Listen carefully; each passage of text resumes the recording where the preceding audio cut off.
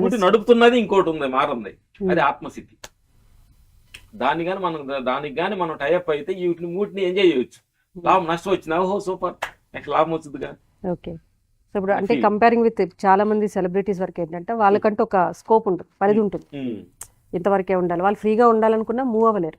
కానీ రామలక్ష్మణుల విషయానికి వస్తే అలా కాదు, చాలా ఫ్రీగా మూవ్ అయిపోతారు, అందరితో చెప్పాలంటే తల్లి, ఎప్పుడైతే దేవుని అనే ఒక భావం గాని మనలో గాని బలంగా అయిపోతే ఇక అది నిన్ను కంట్రోల్ తీసుకుంటుంది, మూవ్ అవ్వలేదు. చాలా అట్లా మాట్లాడు, ఇంతకంటే ఎక్కువ మాట్లాడు, తప్పు అర్థం చేసుకుంటారు, కొంచెం వాళ్ళ ముందు ఎక్కువ కూర్చోగాక కాలు మీద కాలు అంటే నువ్వు తక్కువ అవుతానే పద్ధతి కూడా నిన్ను డిజైన్ చేస్తూ మొదలు పెడతాడు.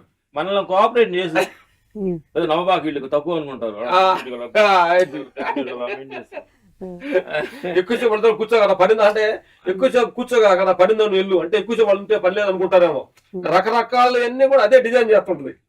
మామూలుగా అంటుంటారు మా చాలా మంది కాదు, ఏదో సినిమాలో చూసా బయట అంతా కోటుతో దిగొచ్చి ఇంట్లో అన్ని తీసేసా ఇలా నేను నిలబడతా.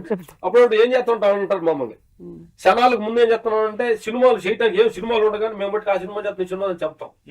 అంటే ఏం లేవని చెప్పడానికి సంకుచిస్తుంటాం, నేను అహంకారం. బట్ క్షణాల తర్వాత గమనించనమాట, మనకు తెలియకుండా ఇంకేదో ఒకటి ఆపరేట్ చేస్తుంది, ఇది కాదు కదా అసలు నిజమే రియల్ లైఫ్ నుంచి బయటకు వెళ్ళి. నిజమే, అది నిజమే. క్షణం ఇది ఇక్కడ ఆగాం అనుకుంటాం కానీ ఆగడం ఇంక దేనికోసం.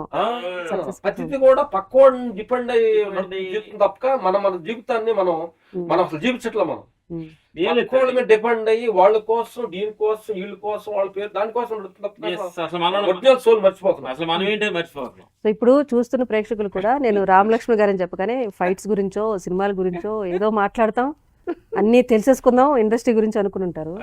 బట్ మీరు ఇంకో డైమెన్షన్ చూసారు.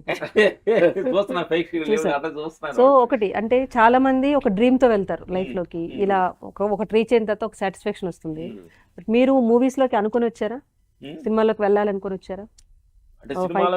కొరియోగ్రఫీ గానో వెళ్ళాలి. ఊర్లో ఉన్నప్పుడు ఏదో ఊర్లో పనిచేస్తున్నప్పుడు అవన్నీ మాకు ఆ గేదెలు మేకలు ఆ పొలాలన్నీ సాలరా మీరు కష్టపడింది, హ్యాపీగా ఉన్నారు, హ్యాపీగా ఉన్నాము, కష్టపడి సర్టిఫికేట్లు ఇచ్చినాయి, ఇక్కడ నుంచి చాలు మీరు ఇంకోసారికి వెళ్ళాలని అని ఇచ్చినాయి అనమాట. ఏదో ప్రపంచం వెతుకుతున్నారు, బయట ప్రపంచం వెళ్ళాలి అన్వేషన్స్ లో మాకు సినిమా ఇండస్ట్రీ అవకాశం దొరికింది. దానిలోకి చెన్నై వెళ్ళి అక్కడ నుంచి తర్వాత సినిమాలోకి వెళ్ళిన తర్వాత అక్కడ ఇంకో ఏదో చేయాలని అక్కడ ప్రతిదీ కూడా ఇంకేదో అంటూ ఇప్పుడు ఏదో అంటూ ఇక్కడ వచ్చాం.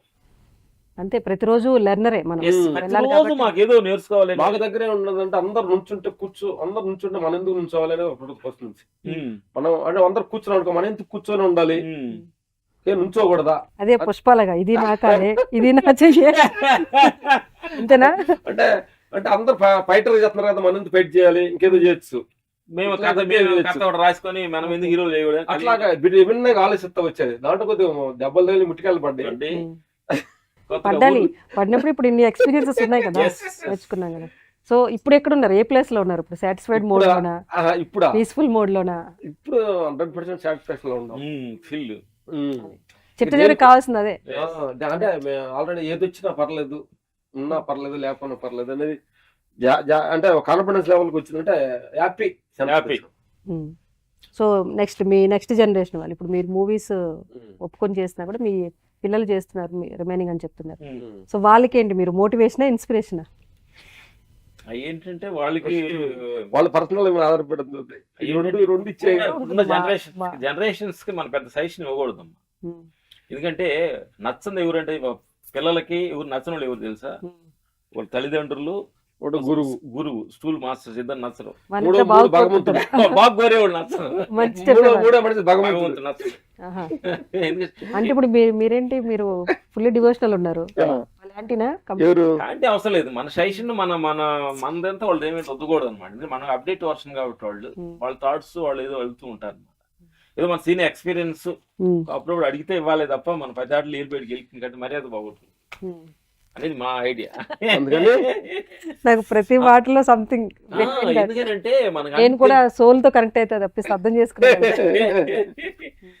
నాకు తెలుసు అని మనం ఎప్పుడైతే నాకు తెలుసు అని మన అవతల మీద నాకు తెలుసు అని అవతలం ఎప్పుడైతే వద్దటం స్టార్ట్ చేసామో అది అహంకారం అవుతుంది. అవతల అడిగినప్పుడు చెప్పేదానికను నాకు తెలుసు అని చెప్పేదానికను చాలా తేడా ఉంది.